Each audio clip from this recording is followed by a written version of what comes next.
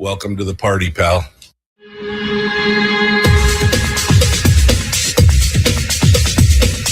The Michael Dukes Show. The greed and the entitlement is astounding to me. What more could you want from a low-budget radio program? This is a dumpster fire. That was just BS. It is time to get a new perspective.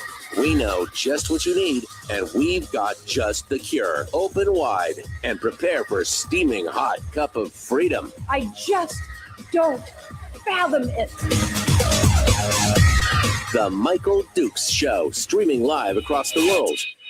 Live around the world on the internet at michaeldukeshow.com and across the state of Alaska on this, your favorite radio station and or FM translator. Merry Christmas. Oh man, one final week of broadcast for the year, and we are getting ready for we're getting ready for the holliest, jolliest season you've ever seen.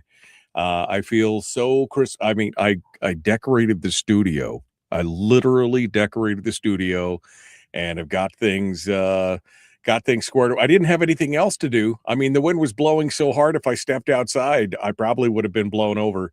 It has been, this is like the craziest winter you've ever had. Big things, still with hurricane winds again up in the Matsu. Hurricane up to 85 and 90 miles an hour up in the Matsu. Some winter weather advisories. North winds in Anchorage, 30 to 40 miles an hour, gusts of 60 up until noon today. In the Matsu, 30 to 50 with gusts up to 75. Yesterday, they had 89 in Palmer, 89 miles an hour in Palmer. Again, until noon today. And this is going to continue as this weather system comes in. And then there's winter storm warnings for Hoonah, Angoon, Juneau, yada, yada, yada. People who aren't listening to us this morning, Southeast Alaska, Southeast Fairbanks census area, winds up to 50 miles per hour. This is the Alaska range south. Wind chills as low as 55 below. Which can cause frostbite in as little as 10 minutes. I mean, come on. And then finally down here on the Kenai, wind gusts up to 50 miles per hour by Kenai and Nikiski. 15 to 25, gusts up to 50. Winds blown, unsecured objects. Strongest winds are going to occur in the Cook Inlet, especially for the Nikiski and Kenai corridors. Expect power outages, expect more. The Anchorage School District said that they are deciding. Did they decide? I don't know if they actually decided. Let's see. They were trying to decide last night. Anyway, it looks like there could be some closed schools today again. I mean, I wouldn't want to send the kids out in this. Why would you do that? Why would you do that? Man, it's going to be great. Anyway, there's a lot of wind. There's a lot. You'll hear it literally in the studio. If the camera shakes for folks watching on YouTube, it's because the wind is literally vibrating the wall hard enough to shake the whole setup here. That's what it was like yesterday. It's kind of crazy.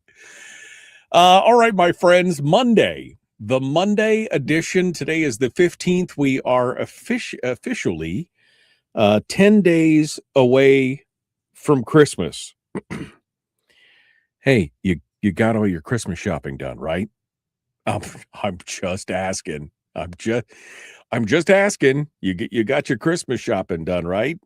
Because you're only 10 days away, my friends. 10 whole days away from Christmas.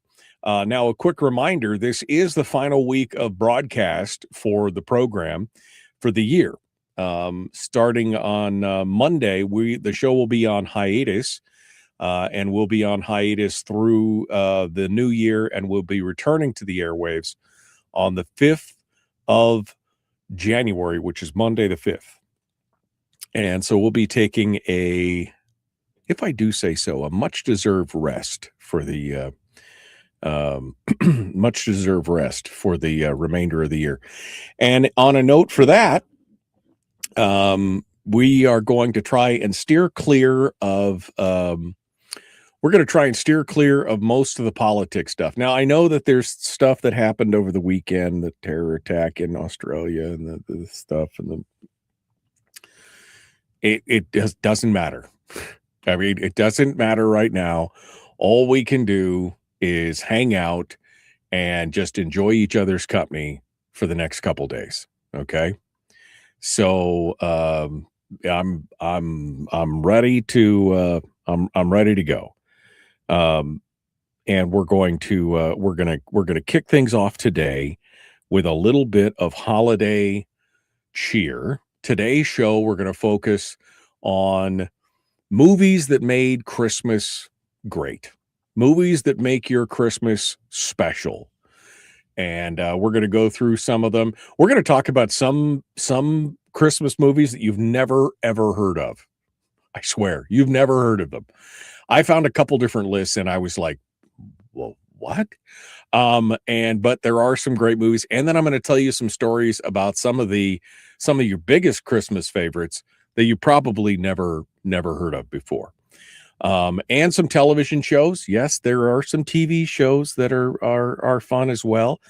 But most importantly, I'm opening up the phone lines today because this is not just a one-way street. I want you to share with me your favorite Christmas movies and your favorite memories around the movies, like maybe the first time you saw it, or one of your favorite things to do with your kids, or something like that. And we're going to see. It's going to be fun. So the phone lines are open right now at 319-527-3864. 319-527-3864. We want to hear, I want to hear about your favorite Christmas shows and movies and everything else. And we'd love to hear that. We'll keep it going. Frank just said, did the Dukes go to the school in this kind of weather? Well, if you're talking about my kids, they went to school regardless of the weather because they were all homeschooled. If you're talking about me, I don't ever remember it being this windy when I was growing up. I don't remember ever having a windstorm like this. I remember the one time that they shut school down because it was 68 below. I do remember that. They shut school down because it was 68 below. I mean, I must have been we were at the house up on the hill, so probably I must have been in 3rd or 4th grade, maybe. I don't remember. Maybe my dad remembers, but other than that, if you're talking about my kids, they always went to school because homeschooling, right? It's all good. Okay. So what else? So today is Christmas movies and movie memories. Tomorrow is we're going to do a little bit because it's the end of the year and the governor's put out his budget. So I told Brad we could do the weekly top 3 about the budget. And then I made him stay over into the first part of the next hour. So he'll be with us an hour or two tomorrow to do like his top 3 Christmas memories. He'll do a weekly top 3 Christmas memories all in one segment. And then after that, it'll be Chris Story for a PMA segment and then his memories. So Tuesday, it's all Tuesday.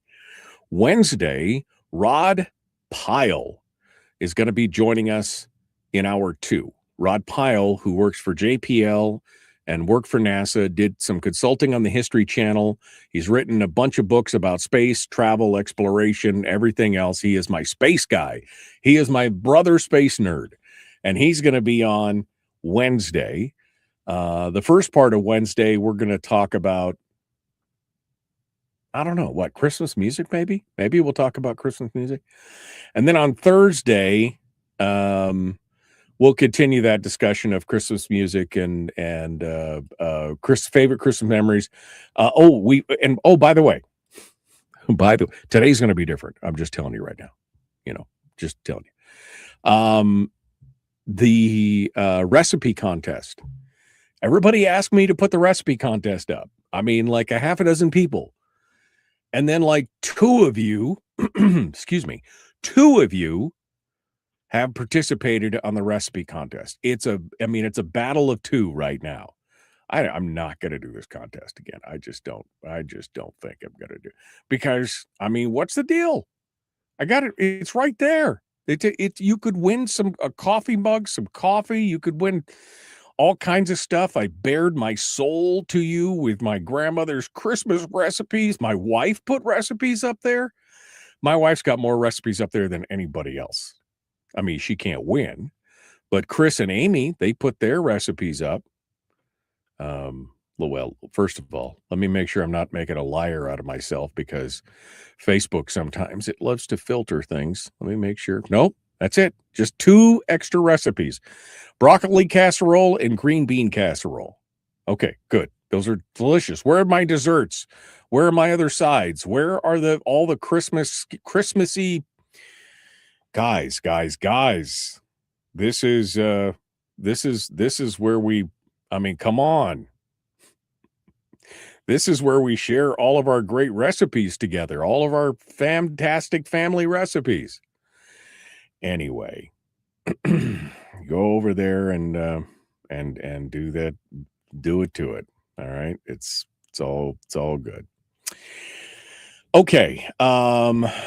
Let's see. The people in the chat room here on Facebook and YouTube are already sounding off about their new favorite or their new or old favorite Christmas shows. So they're already talking about their Christmas. They're already ahead of me. And it's all okay. Today is going to be a good one for that. All right. So here's what I'm going to do. I don't eat dessert unless you say popcorn. Your loss. All right. We're going to take a break. That's what we're going to do. And we're going to take a break and we're going to come back and we're going to talk about Christmas movies, your favorites, Christmas movies, Christmas shows. We will be back with more. Don't go anywhere. Merry Christmas, The Michael Duke Show. Right after this, we'll return.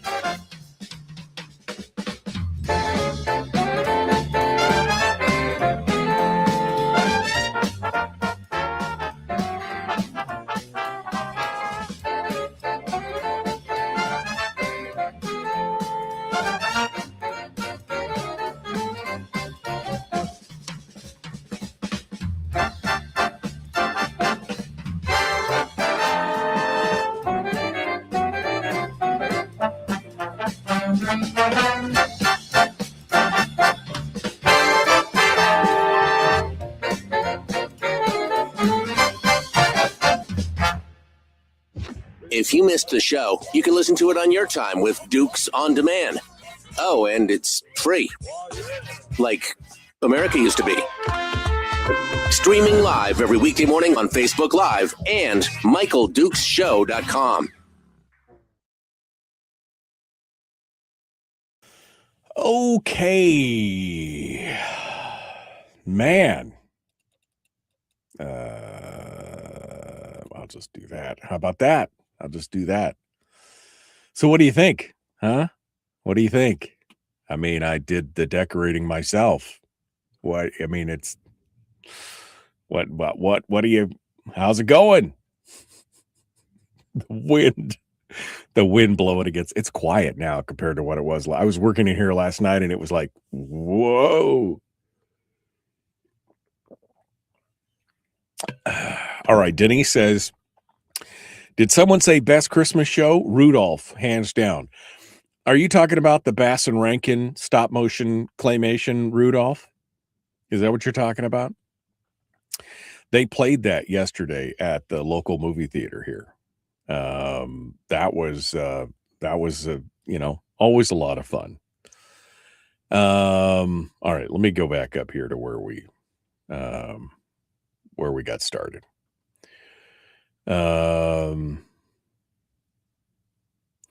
Who said that wind turbines are not feasible to create energy? It has to be very hard on the turbines right now. Yeah, no doubt.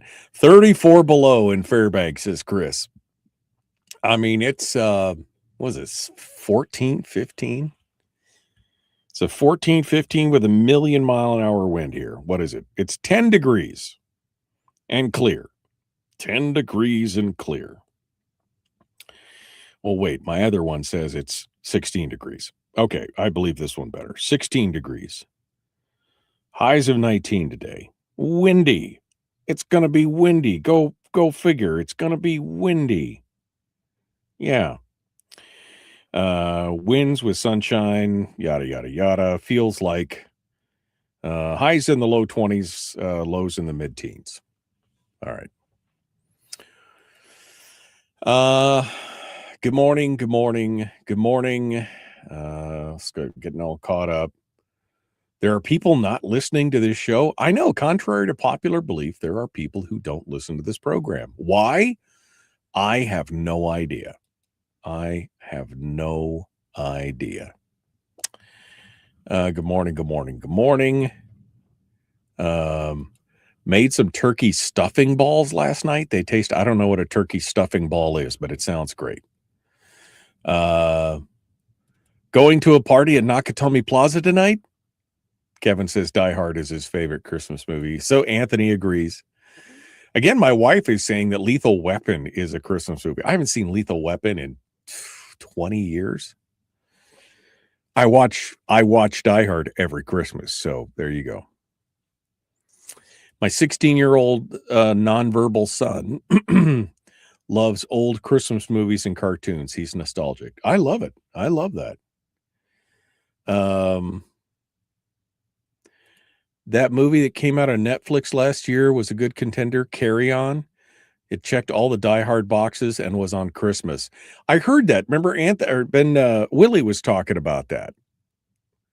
But I didn't see it. I haven't seen it yet. So I'm gonna have to put it on my checklist here. Frank likes all the old cartoon classics, the Frosty, Rudolph the Grinch. 'Twas the Night Before Christmas. Let's see. Good morning. It's so cold, says Jeffrey, my internet keeps freezing up. Denise says, best Christmas show, Rudolph, hands down. Wow. An Idle Dukes is a creative madman. I was just like, you know what? I got this. Let me just go to work on this. We got the lighting. We got the decorations. We got the frillies around the edge of the screen. It's fun. It's fun stuff. Wow.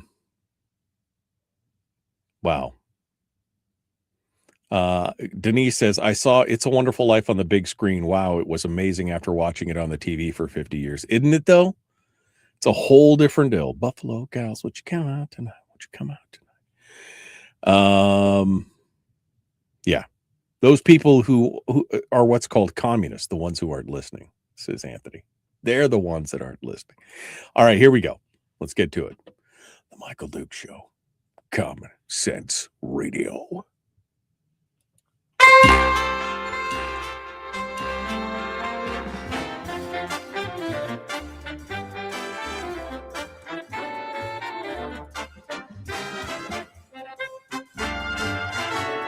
Okay. We are ready. We're about to dive into. I'm just getting a ton of great suggestions from the chat room this morning about all the different things that people love to watch. A Christmas Story, Dave says, David. That could be a Firearms Friday story. You'll put your eye out because you didn't follow the 4 laws of firearms safety, right? Denise says the best Christmas show, hands down, is Rudolph. And I'm assuming she means the Bass and Rankin stop-motion Rudolph, right? They literally just played that this weekend at the Porcupine downtown. That was great. It's the third. We just got into the third week of the Advent. And somebody just said it's the second night of Hanukkah as well. All right, we're deep into the holiday season. What else? So phone lines are open, by the way. 319-527-3864. Couple new ones have hit the Christmas list. Let me, I got to mark these here so I remember to come back to them. We're going to talk about some of the best holiday movies. Let's talk about some of the movies that you've never heard of. Rotten Tomatoes, which of course has got that's the movie review website. They've got all kinds of different things in there, but they do have 100 movie list. It's the 100 best Christmas movies of all time. Now, I will tell you that there are some movies on here that I have just never heard of. Never heard of. Okay. And some of them are like high up on the list. And my question, and I'm going to ask this question because why are some of the movies on this list? That's what I'm going to. Now, I realize when you've got 100 top 100 list, sometimes you have to fluff it out a little bit, right? I mean, sometimes you have to maybe reach out and, kind of fluff it just a bit, just a bit. Okay. So that's fine. We're going to get into that, and we will talk about, ones that are just filler and some that are just like, why? I don't understand. But let's get into some of the movies, some of the biggest Christmas movies that you've never heard of. The first one, which again, this fills both the category of you've never heard of it and why.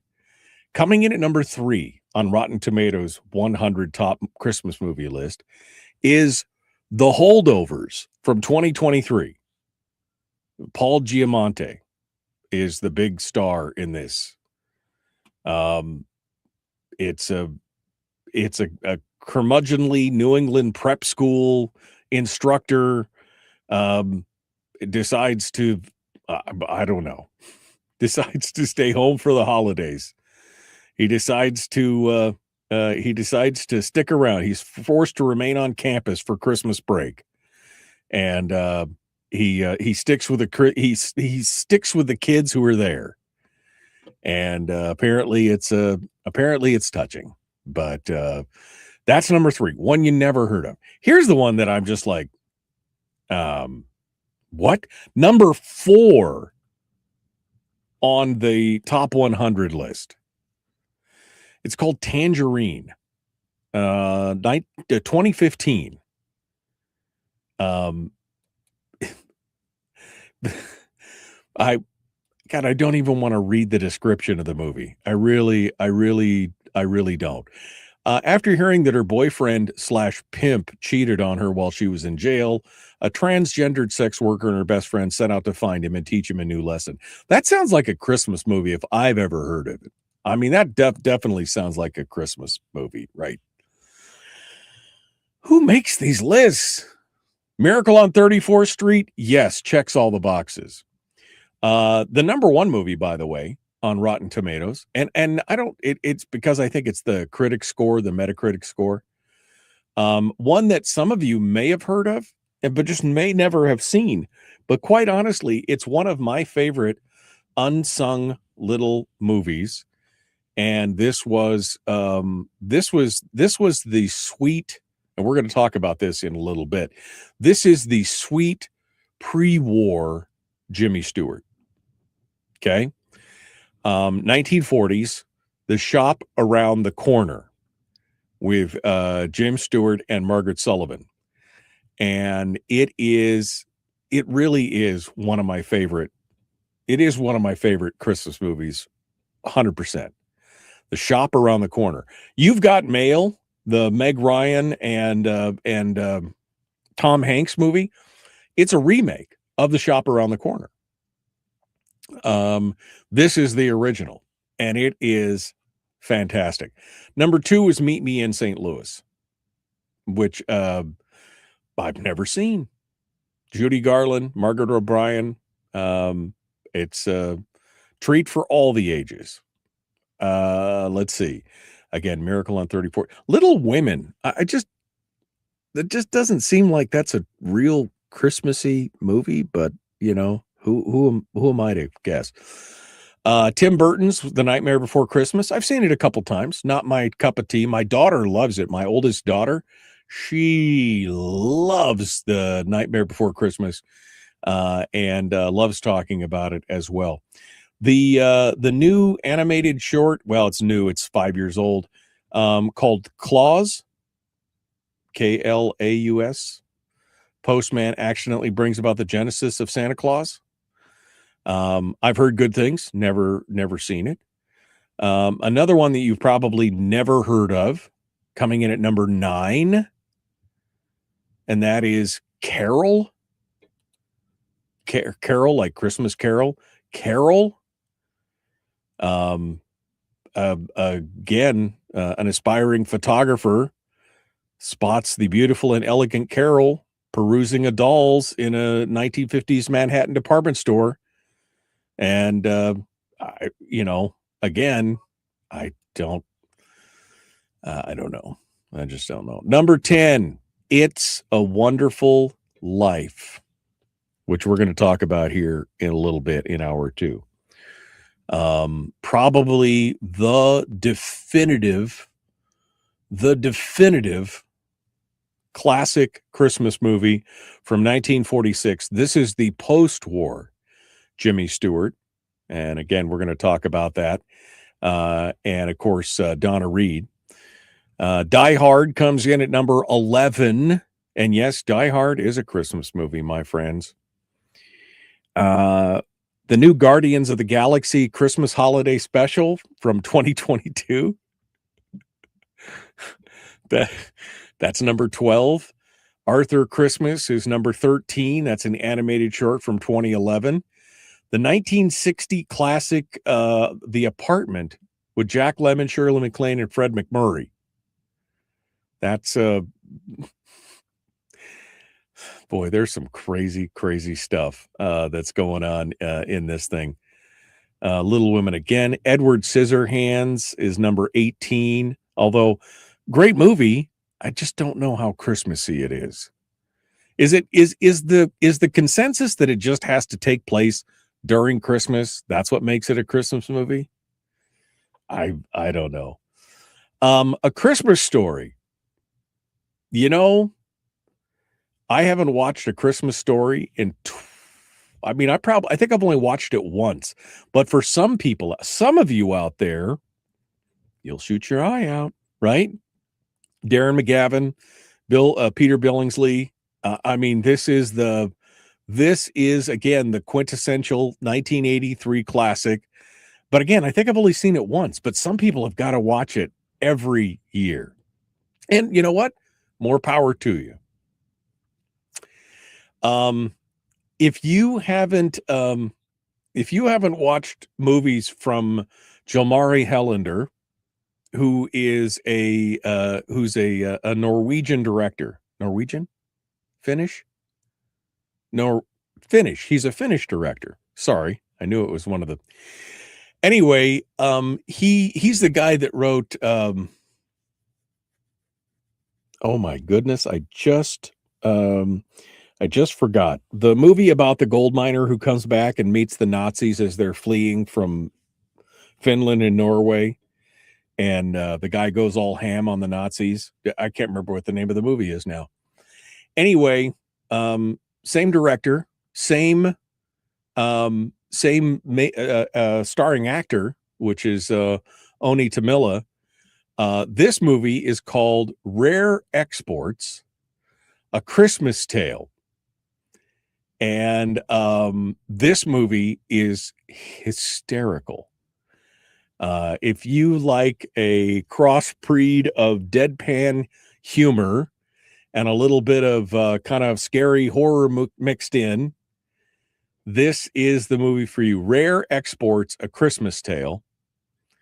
Number 19 on the top list here is a great flick. Gremlins, of course, from 1984 comes in at number 23. That's a fun one. Trading Places. It does take place during Christmas. I don't know. Kiss Kiss Bang Bang from 2005. Elf, of course. Elf is 22 years old. How did we get to this point where Elf is 22 years old? Oof. That's at number 27. Batman Returns.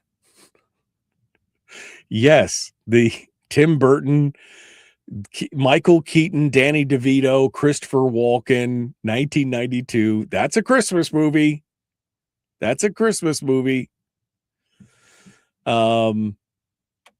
Let's see. Christmas Eve at Miller's Point in 2024. That's number 31.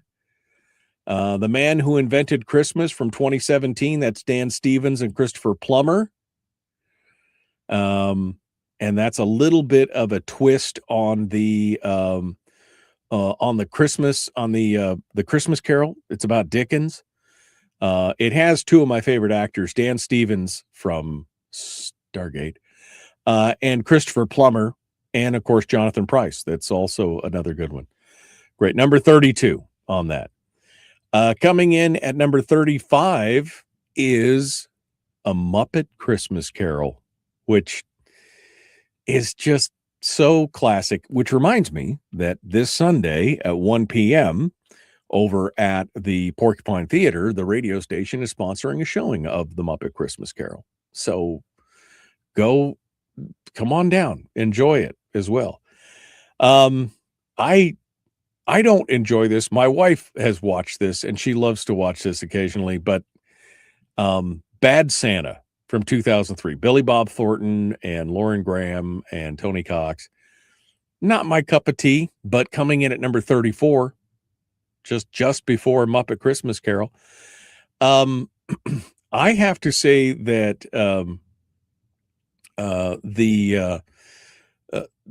this really got robbed a little bit. White Christmas, Irving Berlin, Danny Kaye, Bing Crosby, Rosemary Clooney, 1954. It come in at 37. How did it get all the way down to 30? This is one of the biggest Christmassy flicks that I can think of out there. Let's see. Lego Star Wars Holiday Special, The Santa Claus, of course, The Ref. Again, how they chose some of the movies on this list. A very Jonas movie. It's all the Jonas Brothers. That sounds Christmassy. I'm down to halfway at this point, halfway into this list. And I mean, just some of these. I mean, The Bishop's Wife, the Cary Grant flick, that's a classic, although, I mean, it is Christmas. It is Christmassy. Get Santa, Violent Night, with David Harbour and John Leguizamo. That's actually pretty good. Scrooged, the Bill Murray one. That's pretty good. I haven't seen this new one, the Spirited one, with Will Ferrell and Ryan Reynolds from a couple years ago. Has anybody seen that? I don't know. It popped up on my thing the other day, but you had to pay for it or whatever. And I didn't feel like watching it.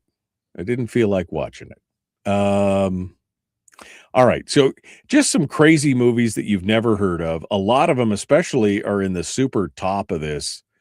And they again, why they became Christmas movies, I don't know. But I have the top 10 favorite Christmas movies of all time. And I think that they rate pretty well. I got them ranked on my list here. And especially for me, that I want to, geez, my windows keep popping up. And I want to continue to talk about this here in just a moment, but we are up against the break, and we're going to continue here in just a moment. Don't go anywhere. It's the holiday show. We're talking about your favorite movies or shows, and I'd love to hear again some of your memories, some of your favorite memories. And the movies that made them. Was it going out to the movies, or was it staying at home and watching the movies? We'll continue in just a moment. The Michael Duke Show, Common Sense Radio.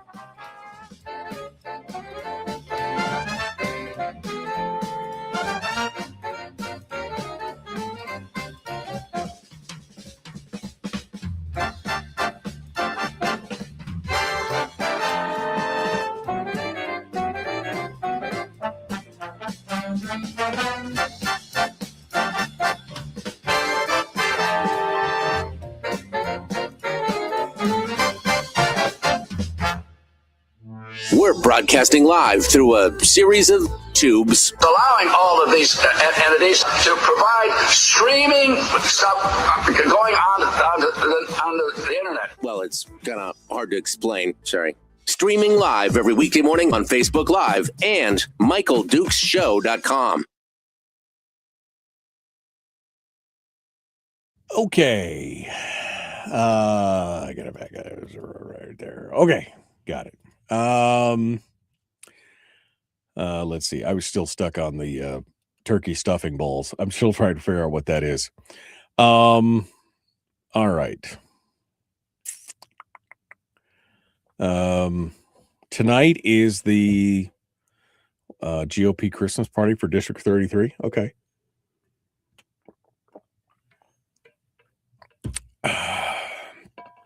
Scrolling down here. Scrolling down. Scrolling.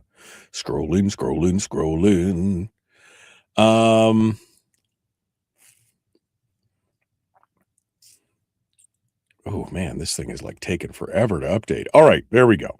Finally updated. Lisa says, I'm able to taste my coffee again. That's a Christmas miracle. 31 below here in Fairbanks near the hospital this crisp Monday morning. Debbie said, we wrapped all the gifts last night that we have for Christmas so far, and boy, are we behind the curve. I've been warning you. You can't say that I haven't been warning you, Debbie. I've been warning you. The Grinch, all the black and white Christmas movies, says Renee. Well, White Christmas isn't black and white. It's colorized. It's colored. I love it. Frank's got the turkey balls here. Damn it, I can't somebody copy and paste that and send it to me.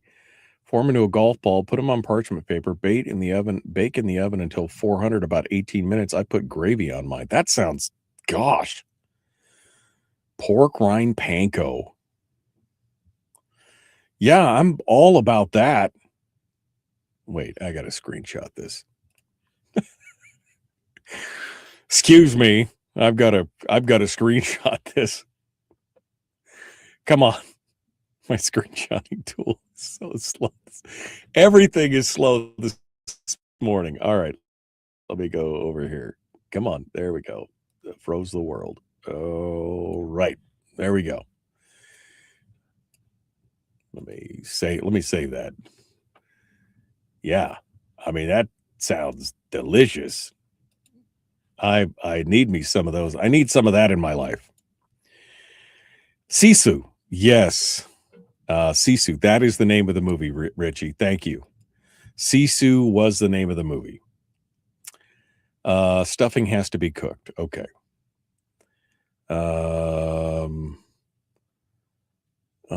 Maybe Happen at Christmas. DEI people. Yeah, DEI people made those movies.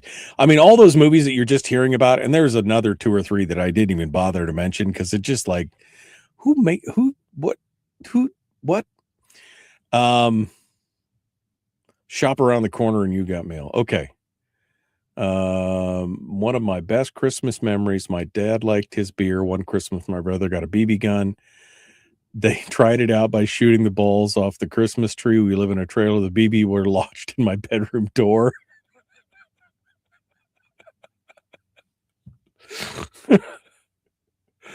Oh, man. Welcome to the party, pal. Let's see. Why cocoa? Because cocoa's delicious, Harold, and you're always going to complain about something, man. I mean, you know.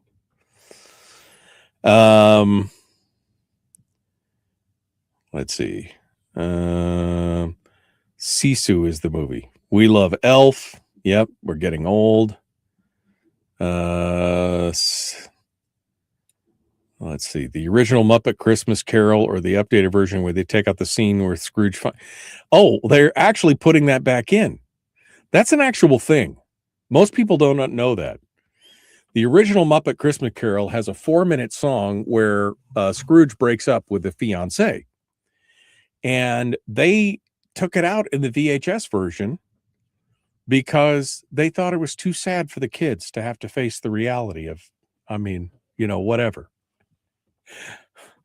But they're putting it back in. If you actually, I'll tell you the story about this. I'll tell you, just hold still.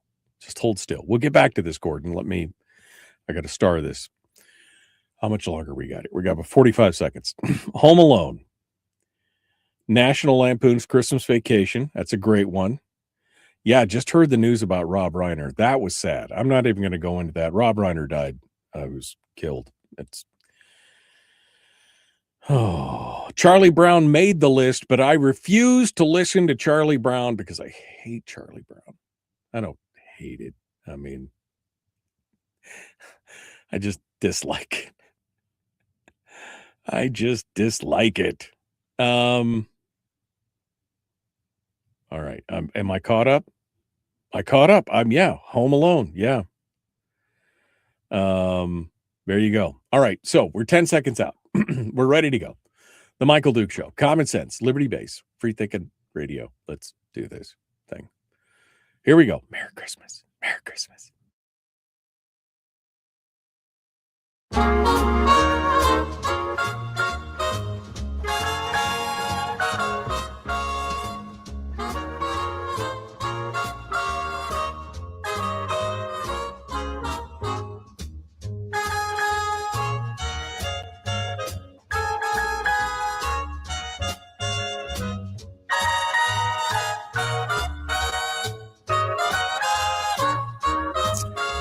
Okay, I'm feeling very Christmassy. I'm just, that's what I am. Okay, the overall top 10 Christmas movies are, they are what you would expect. Okay, although I'm a little bummed that White Christmas didn't make it into the top 10. Okay, but it's there. I mean, that we'll call that 11, but the top 10 overall, It's a Wonderful Life, Home Alone, A Christmas Story, Elf, National Lampoon's Christmas Vacation, The Polar Express, which I guess I should be ashamed to say it's 20 years old. I've never seen it, but Miracle on 34th Street, The Nightmare Before Christmas, How the Grinch Stole Christmas, the classic cartoon version and the Jim Carrey version. And finally, Die Hard. Die Hard. That is the official, that is the. But again, the number one most popular Christmas movie of all time is, by national preference, seems to be It's a Wonderful Life. But again, some people just aren't into the black and white movies. That's okay. That's okay. I guess I should take an aside here for just a moment, and highlight one of my favorite Christmas shows. Not a movie, but and I know I'm going to get some hate for this. I know it. It's Christmas time. Just remember, it's Christmas time. Aren't there certain Christmas shows that you love to watch, like a certain Christmas edition of your favorite television show? Whether it's, Psych, or I don't know, name your favorite Christmas show. Or name your favorite television show that has a Christmas episode. Our favorite Christmas episode, which we just watched middle of last week, is from the television show Supernatural, which if you haven't watched it, that's just it's just popcorn, man. It's just a fun show. It's always something different. It's always kind of crazy. It's always got a laugh. It's always good. But the episode that we watched is a very Supernatural Christmas special. That's literally, it does the whole special rotating in on the screen, with the letters. Remember the old CBS after school special thing where the special would rotate in from the screen? And it was, it's done just like that.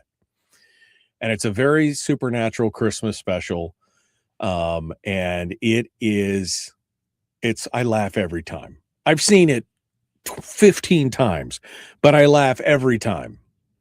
And it is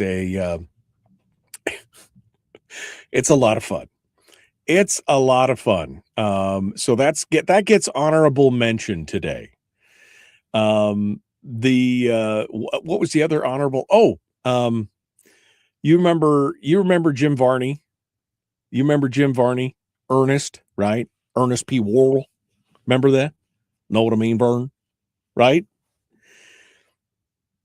I hadn't watched it in 20 years. It's got us longer than that. 30 years? 1988. Okay. 40 years. I hadn't watched it in 40 years. But last year I watched Ernest Saves Christmas. Just for nostalgia's sake, because I used to think that that Ernest was like one of the funniest things I've ever seen. I got to be honest, it didn't age well for me. For me, it didn't age well. It got old real quick. I don't know, but it had its moments. It had its moments. So Ernest Saves Christmas. If you remember that back in 1988, then here you are. All right. One's new movies that are hitting the list, right? New movies that are now hitting the list for the first time, or I guess newer movies. The Christmas Chronicles with Kurt Russell. That's actually really good. It's enjoyable. I really thought he did a great job with that. And that's kind of more of a feel-good family thing. If you like a little bit more action-y, hero-y things, Violent Night is a good one. And that's where Santa interrupts a kidnapping and a home invasion with David Harbour as Santa Claus. It's pretty good. And the new one from last year with The Rock and I've forgotten the other guy's name, Red One. That was fun. That one is a fun. That one is a fun romp for sure. Red One. and that's available on Amazon Prime right now. Those are all kind of new entries into the mix in the last couple 3-4 years. So Christmas Chronicles, Red One, Violent Night. And the Fat Man, that's the Mel Gibson one where Santa is working with the military. That's kind of crazy as well. Oh, Jingle All the Way. That was another one that I forgot. That one actually does pretty good. It's aged because that's from 1996. That's aged, but it's still overall a pretty good flick. Still a lot. My kids enjoy it. We watched it last year. They still enjoyed it. I guess that's, if you like the darker kind of, they're Christmas horror movies. I know that's, some of you are like, what? Again, the Rare Exports one is a great one. And there's another one called Krampus, which we've watched a couple times, which is that's dark and spooky. Not for everybody, for sure. I think that's it for, well, of course you get all into the Christmassy. It's the romantic Christmas stuff, right? The Hallmark Holiday Channel. There's tons of those out there. But we're talking about classic Christmas movies. So there you go. Christmas thrillers. And of course, Die Hard is at the top of that list. Although, again, Terry keeps telling me that I don't know if she's just trying to tell me something, that she wanted to watch Lethal Weapon. Maybe she just wants to watch. She's telling me Lethal Weapon is a Christmas movie. So there you go. All right. I guess that's it. And of course, anything made by Bass and Rankin, right? So Santa Claus is coming to town, Rudolph the Red-Nosed Reindeer. How many are there? There's like 3 or 4, right?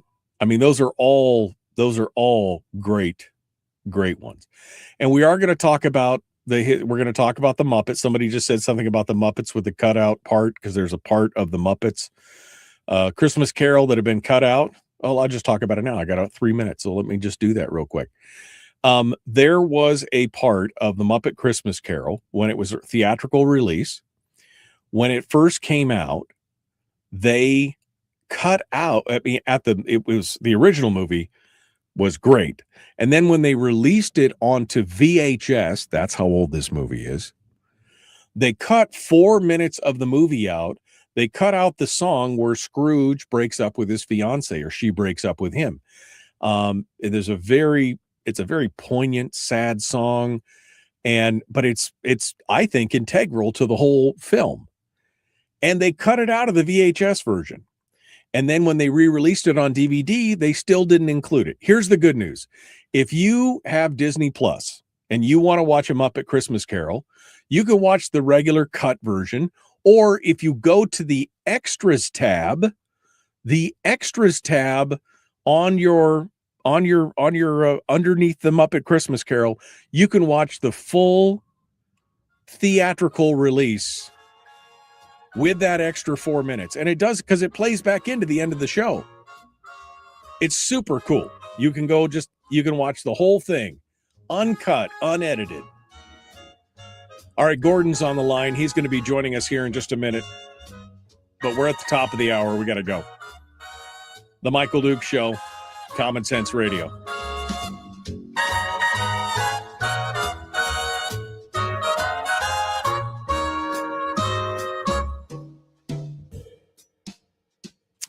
Yeah, the first time we watched because we had a version that had the whole thing.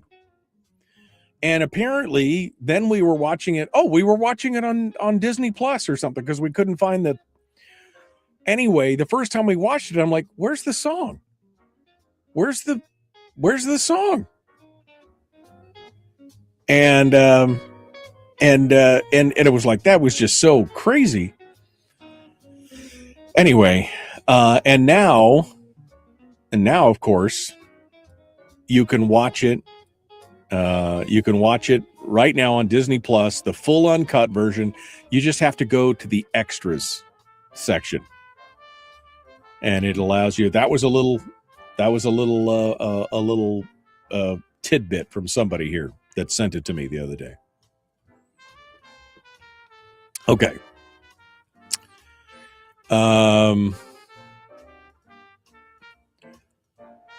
Let's see. I mean, Harold wants to talk about everything except for Christmas movies. Is that just how you're built, man? You just like. How about some Chipmunks Christmas songs? No. Kevin really was a little jerk. Kevin, you little jerk. Kevin, what's the bad? Kevin, what's the... Chris says that Krampus was good. He watched it. Melody said she watched it. Fat Ray said that Christmas and horror don't go together. I mean, it is what it, it is what it is. Rebecca said they cut the song. It was so upsetting. Yeah. Elf is great. Yeah. Oh, our VHS version has the original breakup scene. Our DVD version deleted it. Yeah. Like I said, I was very frustrated that we missed, because that, when it's called Love Is Gone. When Love Is Gone. That's the end of that, sure. Gordon just hung up. Gordon, why did you hang up? You shouldn't you should call back. I want to hear what you have to. Nobody's calling me today. I just wanted to talk about Christmas movies, but that's fine. You guys make me cry. It'll be fine. Krampus was not just horror. It had a very Christmas theme to it. No, I mean, it really did. It was really a good one. And I'm not much of a horror fan, but I did enjoy. I've watched that a couple times with Terry. She likes horror movies. She really likes horror movies. All right, I'm all caught up. I'm all caught up with all the commentary today. Look at you guys. Maybe it was because I had the Chipmunk Christmas music on hold. Maybe that's why it was. Whoa. I got all this music and then I didn't equalize anything, so it's all over the place volume-wise. Typing on an iPad so frustrating, so I decided to call. Then you, after Gordon, you just feel free to call up and tell me how you feel about things, man. Feel free. It's all good. Typing on an iPad is frustrating. Oof, the wind is picking up again. Against the outside of the building, I can hear it right now. All right. I'm gonna go check the Facebook recipe contest. See if you guys have been if you guys have posted since I chastised you. No, not a single one of you have posted. I mean, Frank could post his turkey ball thing up there, but he didn't, I see how it is. It's Monday, says Brian. I am not ready to talk. All right. Well, whatever. Ooh.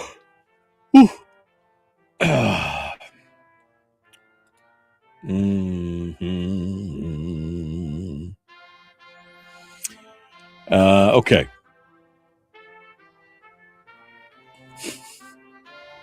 Did you say wind?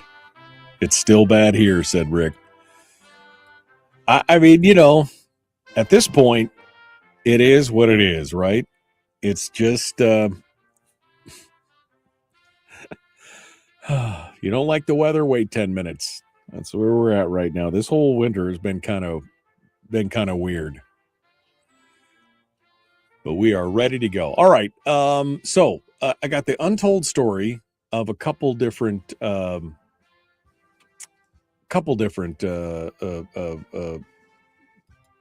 untold stories. But we're going to talk about It's a Wonderful Life. And we're going to talk about Holiday Inn. So we're going to continue with both of those. Those are two of my absolute favorite holiday movies of all times. And one of them inspired a hotel chain. That's where it's going to be. Yesterday was scary, says Rick. I'm not kidding either. No, I mean, I imagine it was pretty dang windy here. I mean, it was like spooky windy. I was like, kept looking up at the tower, like, you got to hold on to there. Yeah, kind of crazy. If we wait 10 minutes, the wind will blow harder, says Chris. It's possible. It's possible. Absolutely. All right. Well, hour 2 is dead ahead, and we're going to continue on. And now we're going to talk some about my favorite stories with Christmas time. It's all right here. And we'll be back. The Michael Duke Show.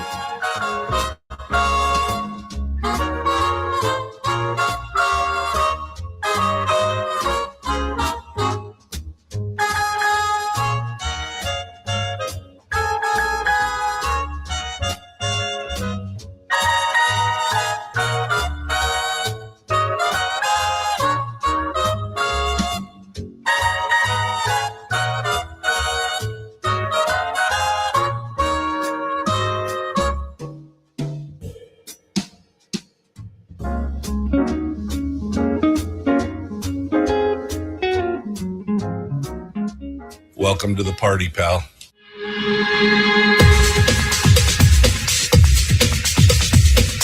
The Michael Duke Show. The greed and the entitlement is astounding to me. What more could you want from a low-budget radio program? This is a dumpster fire. That was just BS. It is time to get a new perspective. We know just what you need, and we've got just the cure. Open wide and prepare for a steaming hot cup of freedom. I just don't fathom it. The Michael Dukes Show, streaming live across the world. Live around the whole world right here and on the internet at michaeldukeshow.com and across the state of Alaska on this, your favorite radio station and or FM translator. Hello, my friends, and Merry Christmas to you. It is that most special time of the year where we are enjoying Christmas to the fullest, and I hope you are as well. I have not felt this kind of Christmas spirit in it's got to be half a dozen years. I just feel good. I feel Christmas. Now, I'll tell you a bit of it. Well, I'll tell you my story here in a minute. I'll tell you my story. You've heard my story. Let me tell you. Just give me a minute. Housekeeping. This is the final week of broadcast for the show for this year. All right. Friday will be our final day for the year. And then and then we'll be on hiatus from the Monday, the 22nd, all the way through the new year. Okay. And then when we get to the new year, it'll be January 5th will be the first day. Monday, January 5th. We'll be enjoying, kicking things off and hitting the ground running after a nice relax. I'm sure I won't even know how to react. I'll be like, this is so weird. How do I got to do a show again? I mean, it always is, but it's always rejuvenating for me. I always feel revitalized and recharged. And so I appreciate your patience. Not like there's anything really going on between Christmas and New Year's anyway. I mean, I'm sure there'll be earth-shattering world events somewhere, but for us here in the state of Alaska, we just do. And this week, we're not really going to focus on tomorrow. Brad Keithley's going to be with us, and he's going to do the governor's budget. We're going to do the weekly top 3. It's going to be surrounding the governor's budget, but then he's going to do a Christmas top 3. And then Chris Story's going to come on and share some PMA, and then he's going to do his Christmas memories and his Christmas positivity. And it's kind of, that's what we need. Melody just said, I love this show and this time of year, kind of a holiday after a year of politics, government, and hard stuff. I mean, that's kind of where we're at, right? We've had all this government and all this infighting and all this stuff, and everybody, and I just want to relax and remember Christmas time and everything else. So today is Christmas movies. We're talking about Christmas movies, and I got some stories to tell you here in a minute. Then tomorrow's Brad Keithley, Chris Story. Wednesday, we're going to do a little bit of Christmas memories in the first hour. And then in hour 2, Rod Pyle, author of a bunch of different books. He has worked for JPL and NASA. He's a consultant in the History Channel for all their space shows and everything else. He's my fellow space nerd. Rod Pyle will be joining us. And we're gonna come on. We're gonna talk about that on Thursday, and then on Friday, Chris Chang's coming on to talk about Christmas. We're gonna talk a little guns and a little Christmas because I mean, it's the best Christmas gift you could give. Willie's gonna come on and talk about his Christmas memories, and best Christmas movies as well. And then I don't know what we'll talk about some firearm stuff or I don't know, whatever. I might break my own rules on Friday and just not talk much about, I don't know. Friday is freeform. There we go. Freeform Friday. Freewheeling. It's going to be fun stuff. All right. So that's the housekeeping, right? Nothing else? Did I miss anything? Oh, holiday recipe contest. There's only 2 people in the running right now because you guys are too stingy to share your favorite holiday recipes with you. Are you afraid grandmother's going to come up out of the grave and say, I told you never to give this recipe to anyone? Why would you? I've never understood that. It's a family secret, right? Grandma made me swear on her grave to never share this with anyone. Why? Why do you hate people? Why wouldn't you want to share the joy of deliciousness? Never understood that. Never understood that. But that's okay. The Christmas holiday recipe contest is up on our Facebook page at facebook.com/Michael Duke Show. You can go over there and you can just put up your favorite Christmas recipe or holiday. I mean, I suppose New Year's, whatever. And you could post it up there and we'll get as many likes and shares as we can get. I mean, there's like 8 likes or shares on this. I'm not going to do this contest again. I already said that. I mean, you could go back and scroll back in my Facebook timeline and you could actually find where there's a bunch of recipes in there. So go farm those recipes. That's some good stuff down there. But anyway, go out there, share your recipe. The recipe with the most likes is going to win a 6 o'clock club mug and potentially some beard curler coffee as well. All right. So that's the good stuff. Christmas movies. All right. So movies that we have to watch, that we must watch every Christmas without fail. All right. It's a Wonderful Life. Absolutely. Home Alone. Yeah, I think so. Die Hard. Yeah. Elf. Yes. White Christmas. Yes. Muppet Christmas Carol. Yes. I'm trying to think of the one more. Did I say? Oh, Holiday Inn. Now, I know a lot of people don't think Holiday Inn is a Christmas movie, but I think it is because, again, it introduced the world to the tune White Christmas. Now, interestingly enough, it also inspired a movie, a hotel chain. Holiday Inn actually came out of Conrad Hilton's Holiday Inn. Is it Conrad Hilton that owns Holiday? Anyway, the Holiday Inn was inspired by the movie Holiday Inn. That's where they got the name. And it's a movie that has a little bit of a checkered past, right? For a couple different reasons. It contains that controversial scene where they do the number Abraham, where they're celebrating Abe Lincoln, and Bing Crosby and company all appear in blackface, and that has been controversial to some people. I understand that it was just a sign of the times, and I will say this: I applaud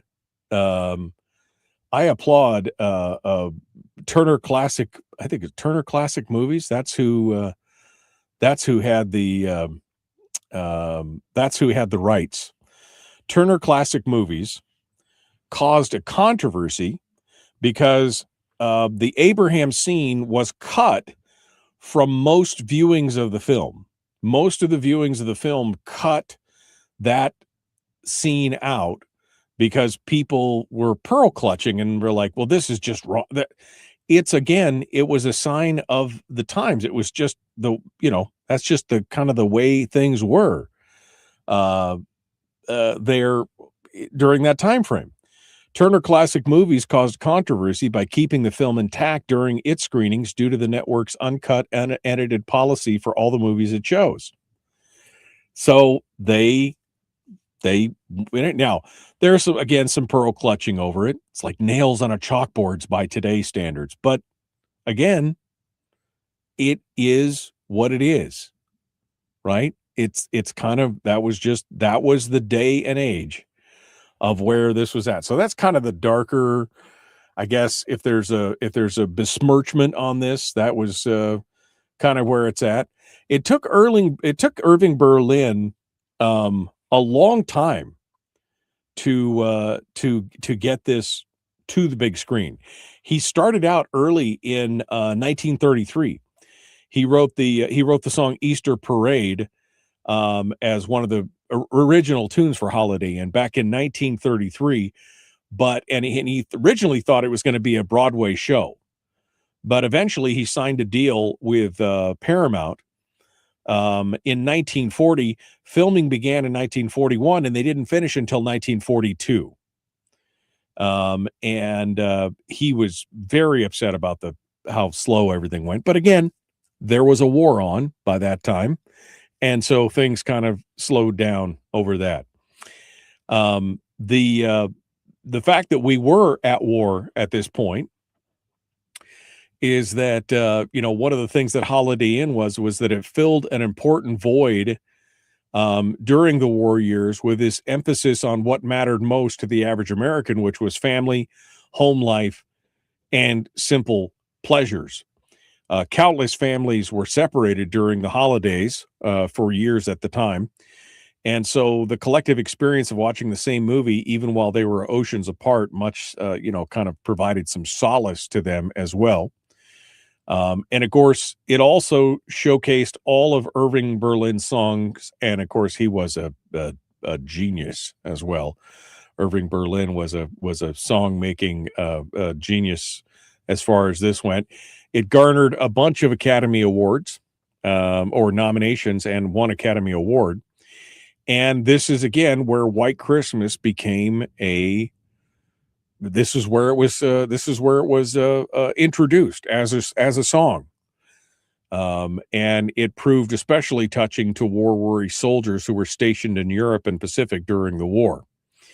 And a couple interesting things. If you ever, I don't know how many of you have watched Holiday Inn in a while, but Fred Astaire, who's one of my favorite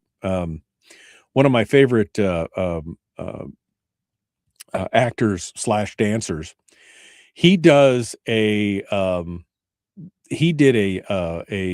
scene in there that was for the 4th of July, because the Holiday Inn, the premise of the show is the story is that Bing Crosby buys an inn, but he only wants to open it like 10 days a year.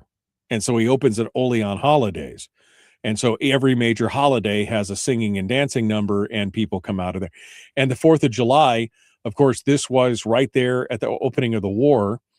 And during the filming of it, the Japanese actually attacked Pearl Harbor during the filming of the war.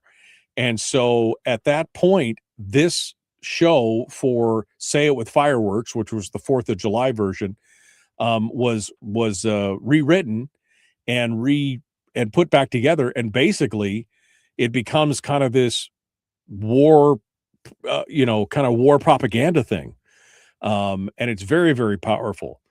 But one little known fact about Fred Astaire, since we're on the Fred Astaire thing and we're telling stories about one of my favorite movies, is there is a scene in in Holiday Inn, where Fred Astaire does the so-called drunk dance, right? Where it's New Year's Eve and he's a little too tipsy, but he's a professional dancer. He's a consummate dancer. So it doesn't matter how drunk he is, he could still go out there and dance. And he does this amazing dance. It is really an amazing dance. It is literally one of the best scenes in the whole movie, because it balances between the chaos and the elegance of what Fred Astaire can do and everything else. But according to some of the biographies about the movie, Astaire opted for what you might call method acting to bring the full effect of the inebriation to life, because he's supposed to be drunk, right? So before the first take, he downed 2 shots of bourbon and then followed up with an additional shot of bourbon after each subsequent take. 7 takes later, so this is 9 shots of bourbon later, he the director settled on the last and most drunken version of Astaire's performance for posterity. That's the one that they printed. So he was literally drunk when he did the drunk dance. Just in case you were wondering. So those are some little known stories about one of my favorite movies, Holiday Inn, which, if you haven't watched it in a while, it's available on, well, I don't know. I bought it. I think I bought it on Amazon Prime, but last time I looked, it was available on Amazon Prime, and you can go take a look at it as well. All right. Phone lines are open at 319-527-3864. 319-527-3864. If you would like to sound off, we'd love to hear what you have to say. We're talking about your favorite holiday movies. What was your favorite holiday movie? And when do you remember watching it the first time? Is it old in black and white, or is it full of CGI like Red One? I mean, what do you say? All right, we got to go. The Michael Dukes Show, Common Sense Radio, back with more right after this.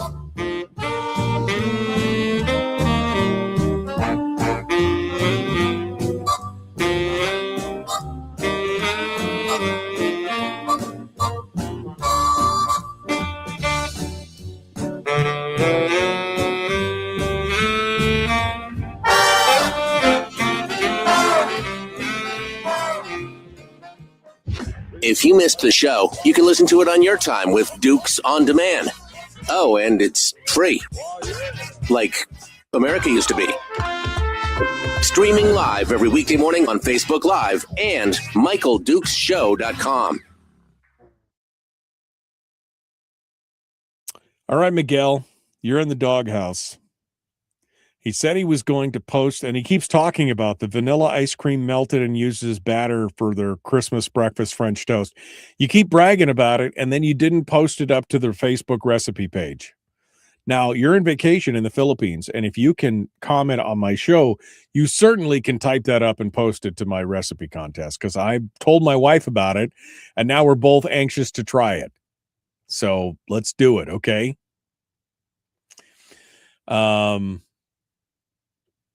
Yeah, no baked peanut butter pie. Melissa's talking about it. 90 degrees Fahrenheit in the Philippines.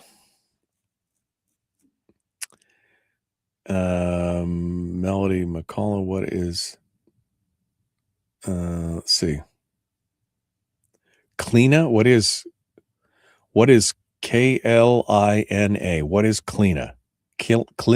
Klina? I'm sure I'm mispronouncing that.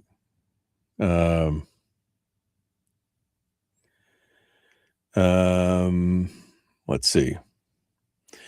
Those recipes of grandma were born when pot was illegal. What? I don't have a special holiday recipe to share, or I would, says Dodie. Oh, come on. It's all good. Let's see. So Brad is going to come on and tax Christmas too, says Fat Ray. Yeah. We'll see. Snuggle up with a warm blanket, a good book, and a hot cup of something and enjoy, said Melody. I'm going to. I mean, that's what's going to happen, guys, for the next 2.5 weeks after this Friday, is I'm going to just park. My couch is going to have a me-shaped hole in it for a while. Just going to cover up and watch some movies and just enjoy a little downtime. I slept in, said Melissa. Christmas movie? It's not Christmas until Hans falls into my house. Welcome to the party, pal. Okay. What else here? Then Melissa shared a no-bake peanut butter pie. That sounds good. I like piece of peanut butter pie. On the blackface, Lisa says, it was what was happening back then. It's our history, like it or not. I would rather know the truth than to be told lies. I mean, that's the thing. Why scrub it from history? You can use it as a teaching moment, right? That's the thing. You could use it as a teaching moment. Miguel says, we need a Michael Dukes Christmas movie. Don't you agree? Oh, that would be horrible. Be a horrible movie. Let's see. I need a shot of brandy, says Chris. Miguel says he's going to do it. Kalina. Oh, Kalina. Klinia Kalina. I don't know what it is. It's a twisted Danish, kind of like a fry knotted pastry treat you top with powdered sugar. I'm down with it. Post that stuff. Come on, Melody. Get with the program. That sounds delicious. I want to try it. I can't wait. Oh, all right. And none of you are awake enough to call us and talk to us about our Christmas movie stuff. Why did I even bother to turn the phones on? You guys, just going to make me do all the talking today. My lips got all chapped. I haven't had to use chapstick in years, but the wind has been enough that it's getting me all chapped. All right, Melody's on the line. I see Melody's up there. Okay. Hold the line, Melody. We're 25 seconds out. Let's get to it. No, we're 29 seconds out. Good gosh. Good golly. Great googly moogly. All right. Well, I would love to play some Christmas music, but YouTube and Facebook, they've got no sense of humor about that kind of stuff. It's kind of crazy. All right, here we go. Let's get to it.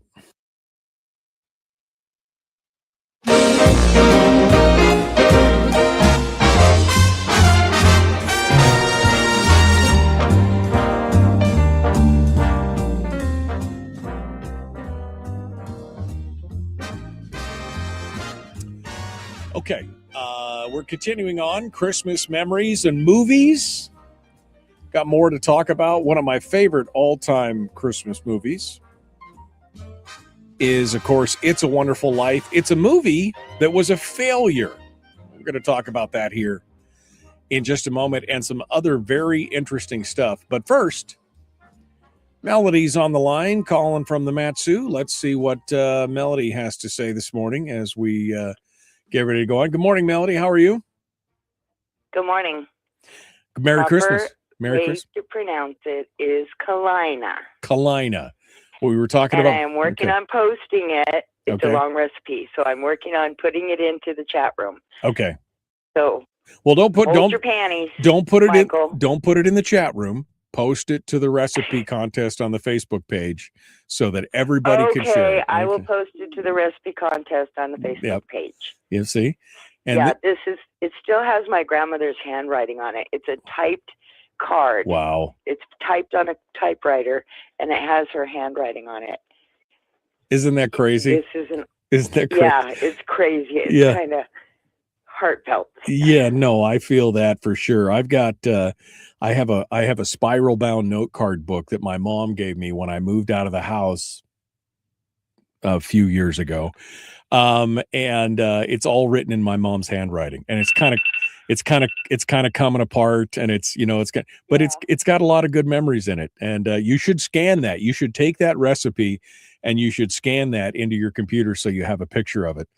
You know what? That's a really good idea, Michael. Yeah.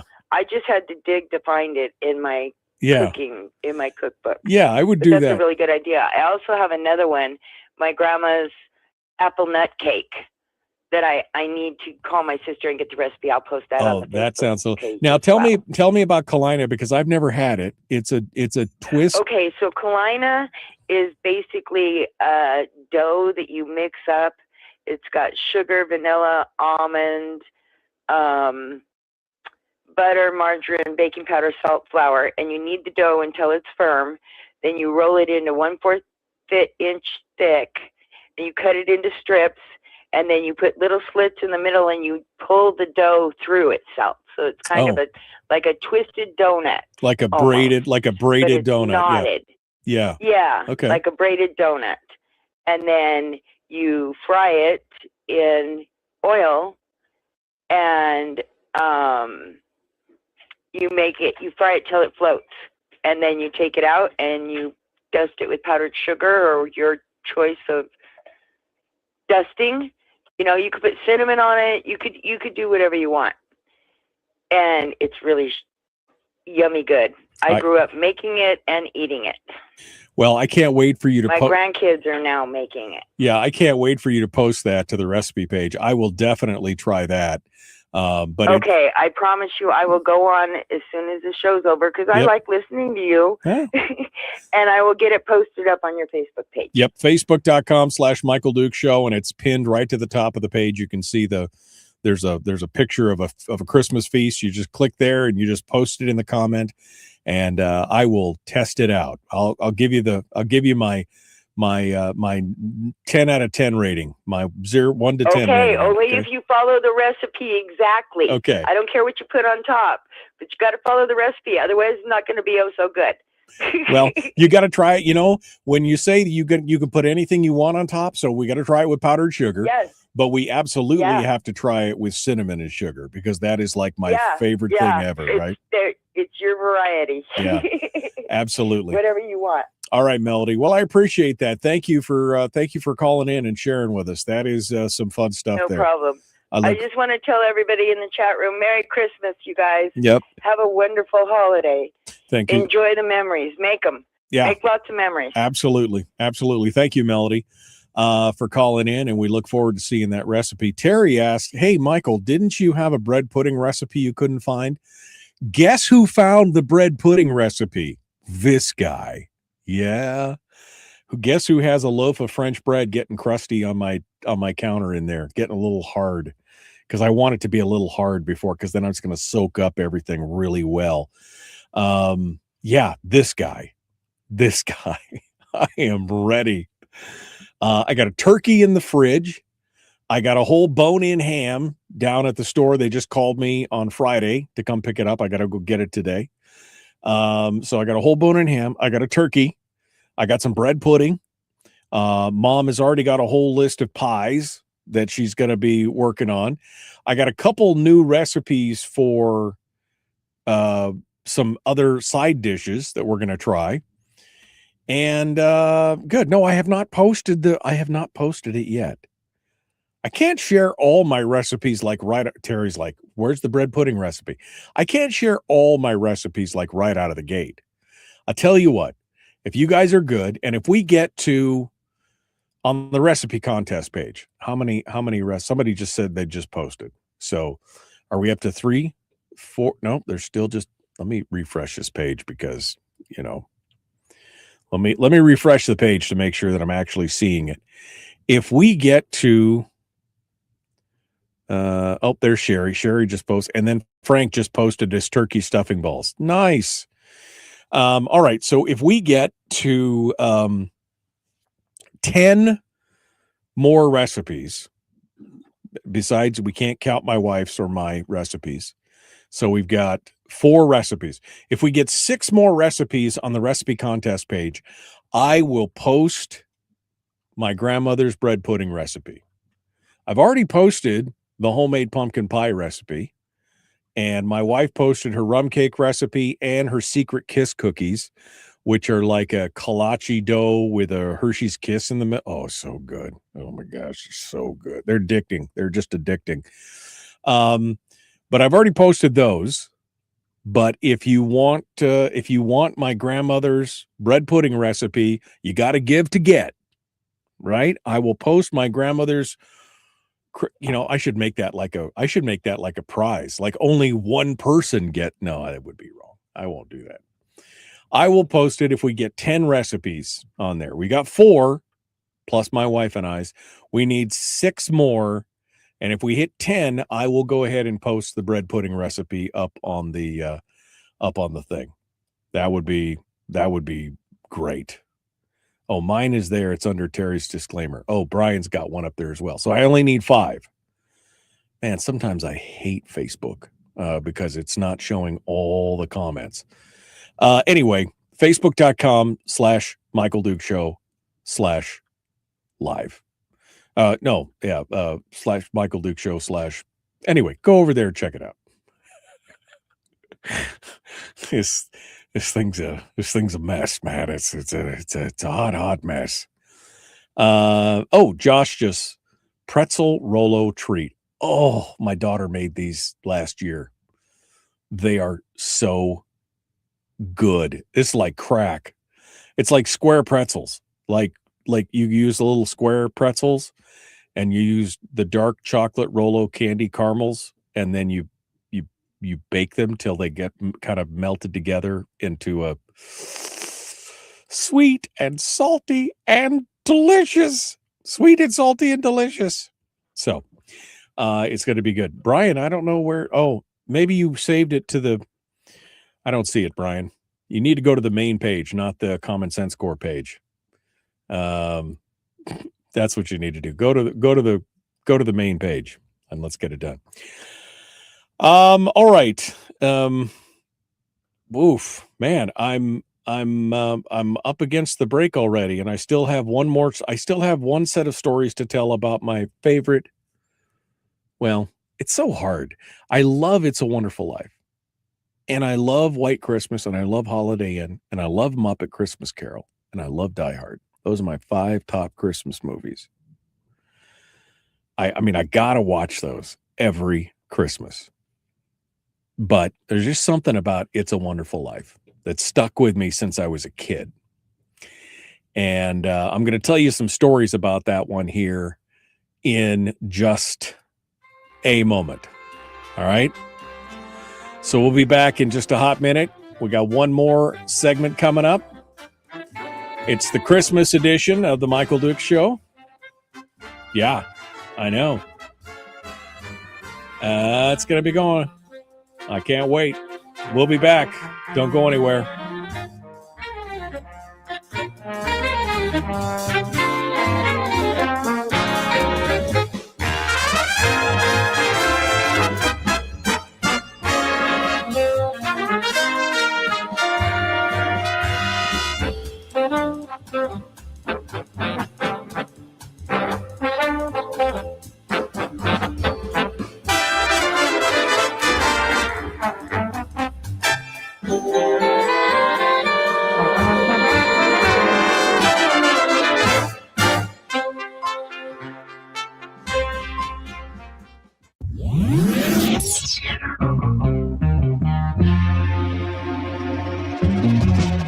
Running on 100% pure beard power. Oh, also some coffee. We dip our beard in coffee. Nice beard. The Michael Duke Show.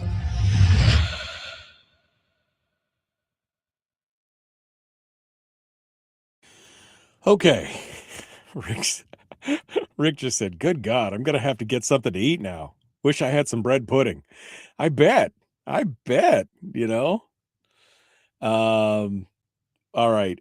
Justin says, I remember, Michael, you gave out your wife's pie to good customers when you worked for M&O Auto Parts. I remember going around and giving away egg roll to my good customers, and I always got a piece of your wife's pie. She makes great pie. I miss those days. It's true. Some of my best customers got pies for Christmas. Absolutely. Kleiner recipe posted. Woo, baby.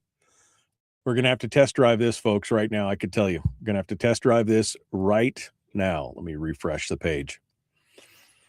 Now let me go to newest.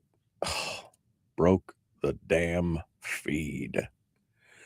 Something is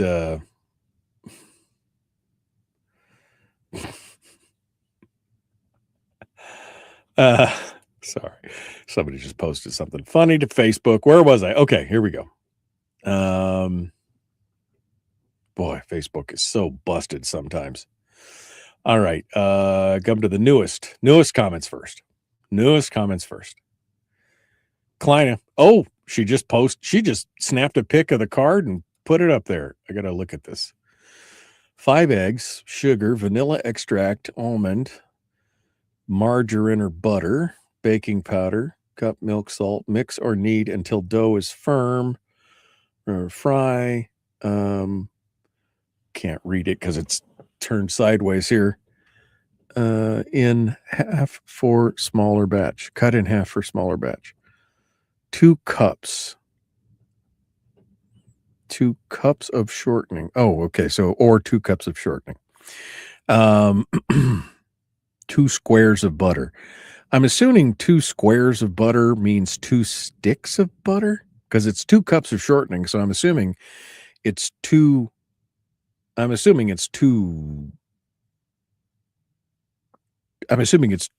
sticks of butter, not 2 square.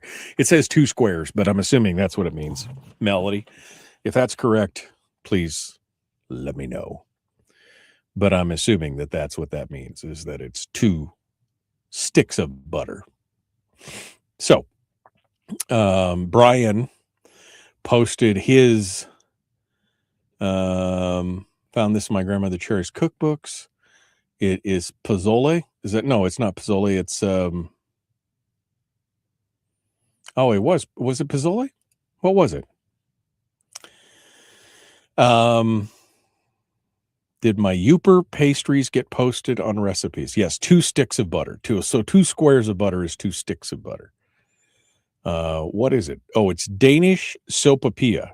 That's what Brian just posted. Danish sopapilla. It's pozole. It is pozole. Okay, that's what I was like, what? Okay. I haven't seen the Youper pastries. You guys are, I'm trying to track here. Oh, there was another one. No, I got the turkey balls, but no Youper stuff. All right. You guys are going to try and hit 10 today, aren't you? You're going to try and hit 10 recipes today and make me post that, because I did find the recipe. I also found the recipe for the Christmas crepes, my Grandpa Joe's barbecue sauce, and something else. Oh, Christmas, the toffee, my mom's Christmas toffee with dark chocolate, and oh, so good. So good. It's all delicious. No, says Brian. Okay. You're going to explain it in longer words, because I'm so far behind in the delay. By the time you guys type, I've already talked about it and moved on to something else.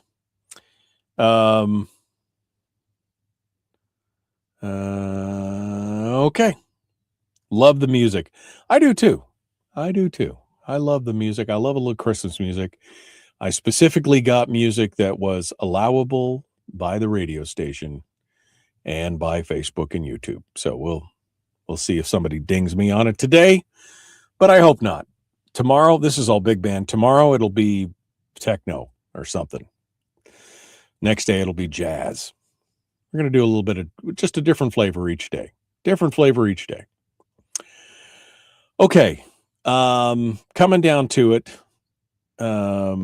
we are getting ready to have this one final segment, and we're going to get ready to talk about the true story, the untold story behind It's a Wonderful Life. And I'm looking forward to it. I'm looking forward to it here. All right. So get ready. Like, share, subscribe, ring the bell. Tomorrow, Brad Keithley, Chris Story, Christmassy stuff is dead ahead. I can't wait. Let's get to it. Whew. All right, here we go. Let's go.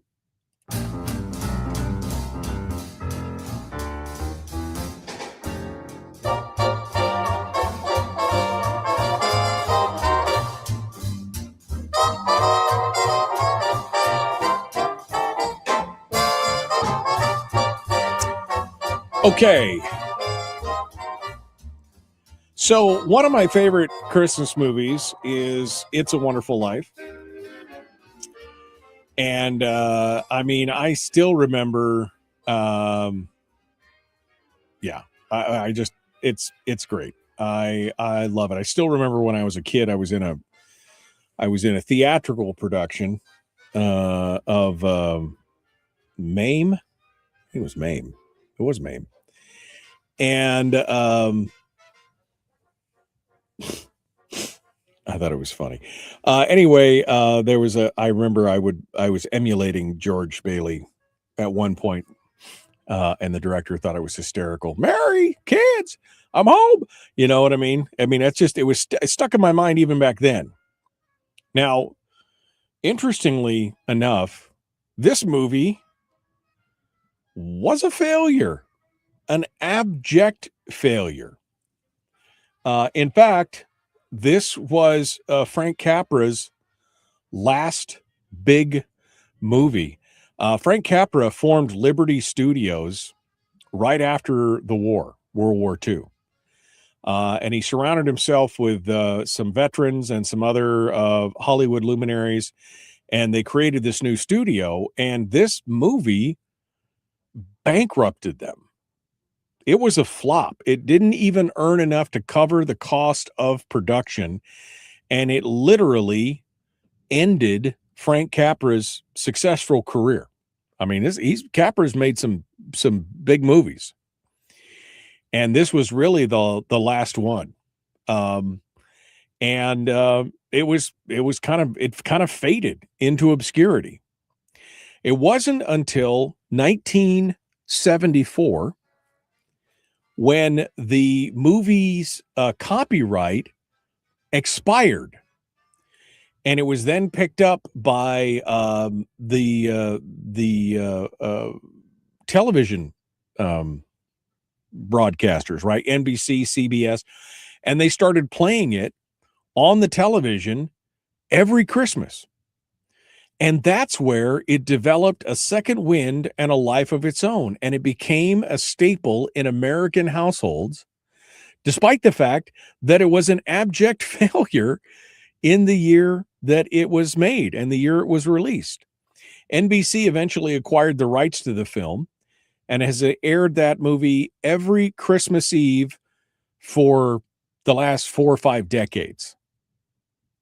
In 2016, an estimated 4.5 million Americans watched It's a Wonderful Life in their living rooms on Christmas Eve. Here's another interesting thing about It's a Wonderful Life that most people don't know.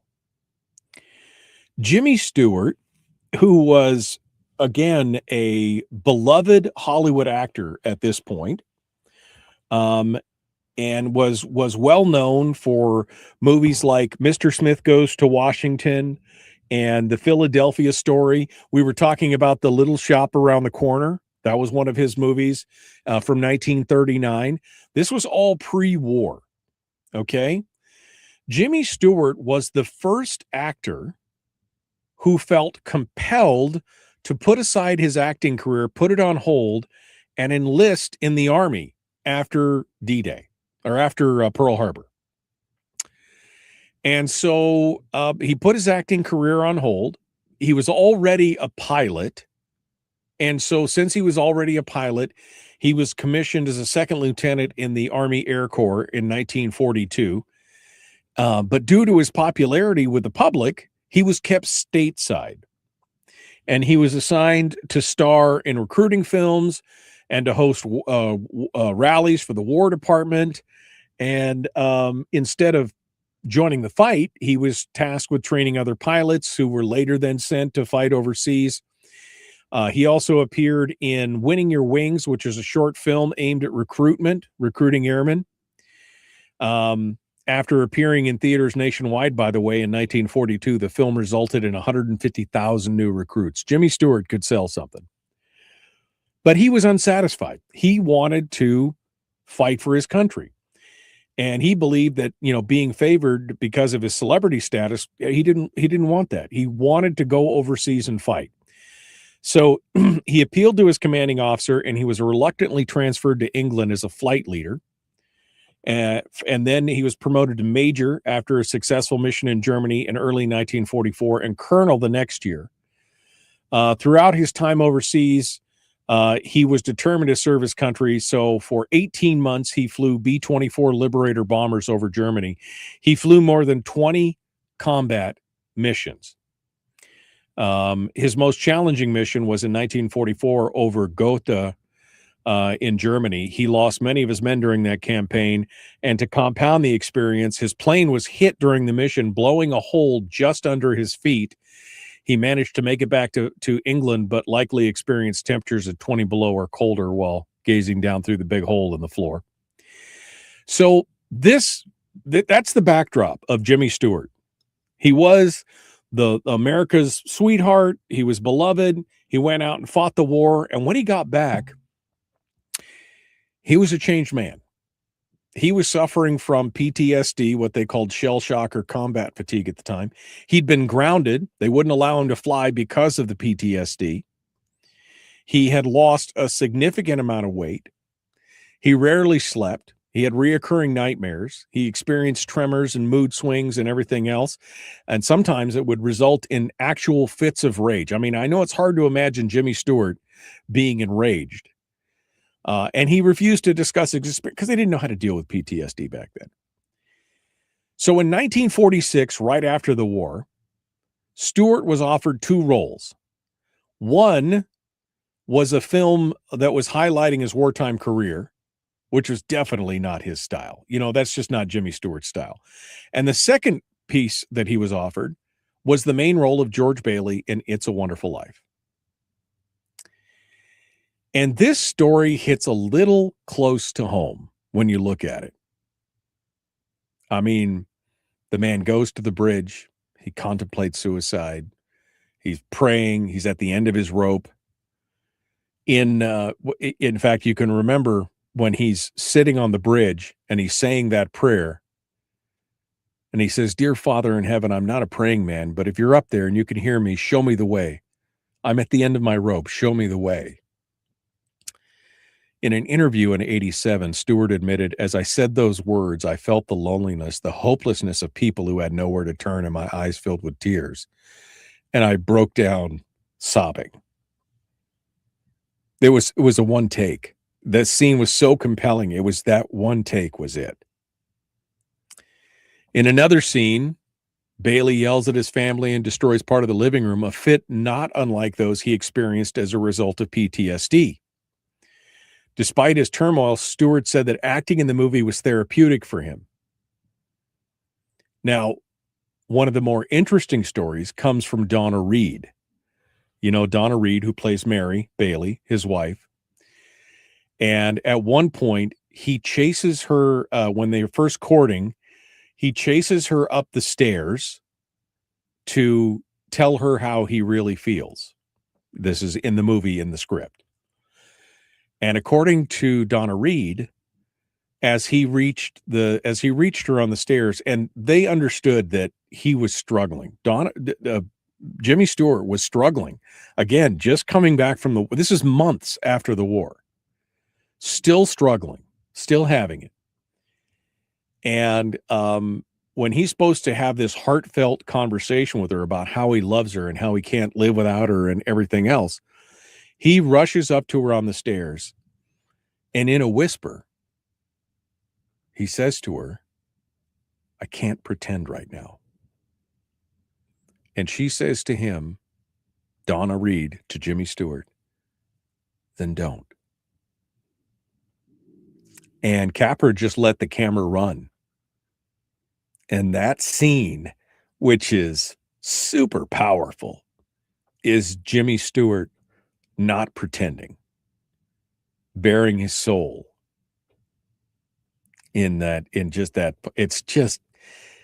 it's such a crazy amount of coincidences and things that happen in the movie that failed that ultimately became one of the number one movies for Christmas around. This was a movie that was not supposed to succeed. And it teaches a powerful, powerful lesson. Every life matters. Every life matters. Man, I got a little... It's powerful. I can't wait to watch it again this year. I cannot wait to watch it again this year. It's a Wonderful Life. One of the best, most powerful Christmas movies ever made. One of my favorites.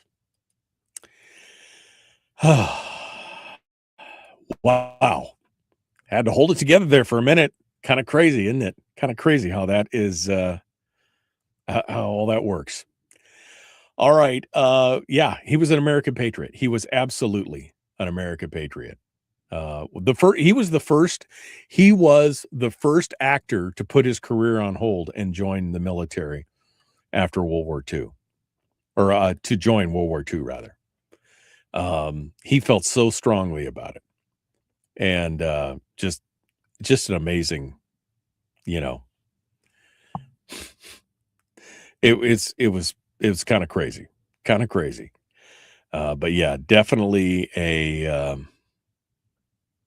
a powerful show. I'm super excited about it.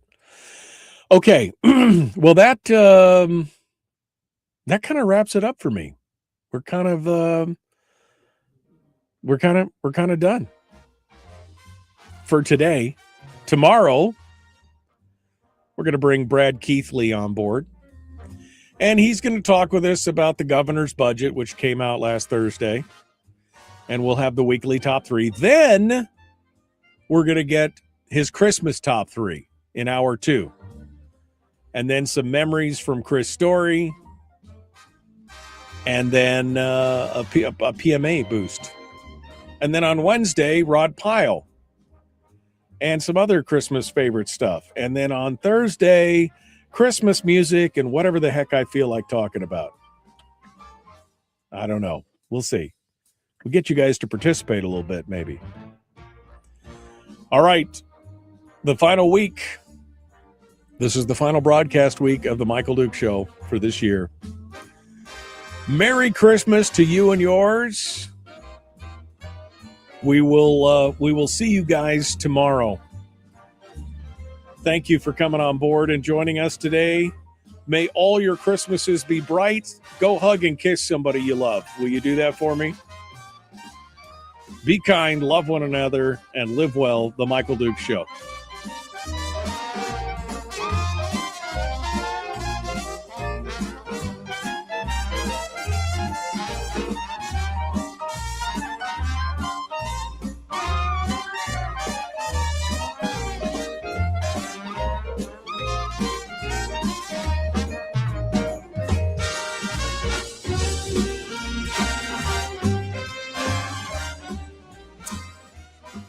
Look at that. I shame you guys into doing it, and all of a sudden everybody's posting recipes. Tawny just said she just put her Divinity Candy Divinity Candy recipe. Nice. Stedman has already said the legislature will not work with a budget. Well, what are you gonna do? Merry Christmas to you, Joel. Merry Christmas. 34 below in Fairbanks. You can keep all that. I'll tell you right now. 19 degrees here in Homer. All right, my friends. We will see you guys tomorrow. Be kind. Love one another. Live well. Merry Christmas.